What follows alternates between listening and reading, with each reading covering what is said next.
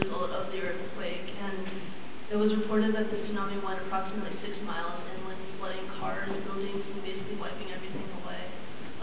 One of the results of the tsunami is that they knocked out the secondary cooling system in one of the nuclear reactors, which Shannon will talk about.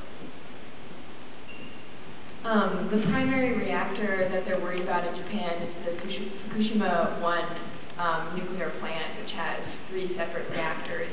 And the electricity system for the nuclear plant runs a water cooling system through the central reactors. And the fuel rods need to be constantly water cooled in order to be stable. So as a result of the earthquake, the electricity system was shut down. And then as a result of the tsunami, their backup diesel system was also shut down.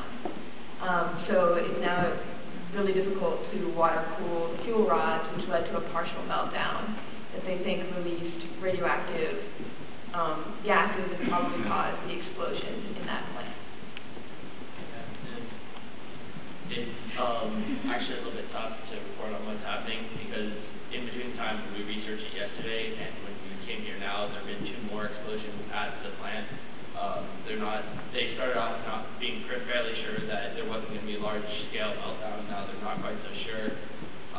The fuel rods have been exposed twice, which is greatly increases the heat and can cause even more explosions. And what will happen, it won't cause a nuclear explosion there, but essentially all the radiation there will just go out into the air and just in 1,000, not 1,000 miles, that would be Chernobyl with about 1,000 miles, but in a fairly large radius nearby the plant, there could be very high radiation poisoning, and even like right now,